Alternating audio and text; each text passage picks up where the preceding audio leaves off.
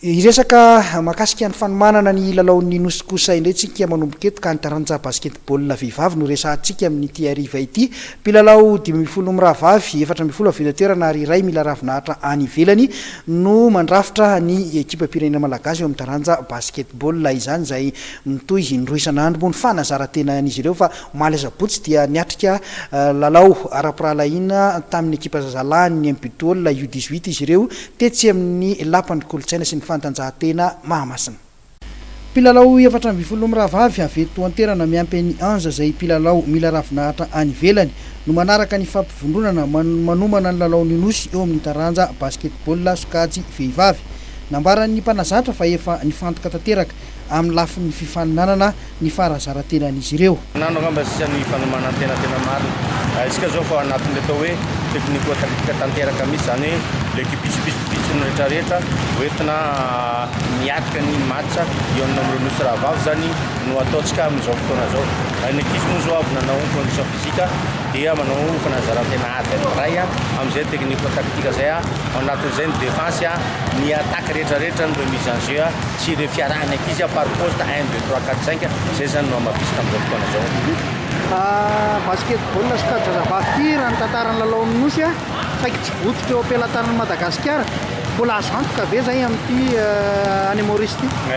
Ny azo antoka aloha sarotra be fa hoezahana zany ny amelian'izay satria indray mandeha no voavototra zany mandeha volamena atao amin'ny vehivavy.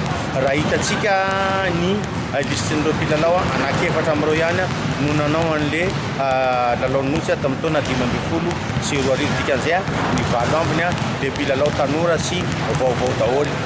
Niaraka tamin'le mpanazatra manapahaiza manokana sénégalais tsika nampianatra antsika zavatra be dia be izay notazomina dia tohizana ny zavatra nataony. Ny fanentanana dia misy satria manana ny ataontsika hoe potentiel le ankizy vavy manana ny herijika koa tsika satria la le fanomanantena sy ny tolony natao hatramin'izay.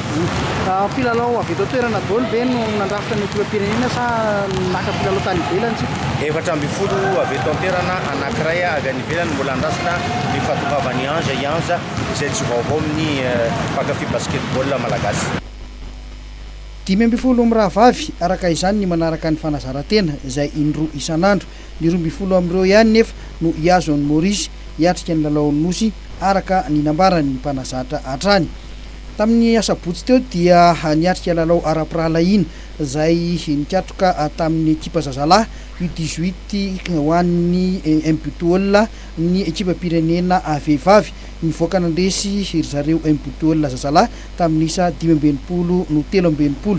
Ny ekipa pirenena lehilahy ihany koa dia nikatroka tamin'ny ekipa ny Kospena izay noatevenina mpilalao. Nazava ihany koa teto ny fandresen'ny ekipa pirenena tamin'ny isa 17 no 2 amby 10.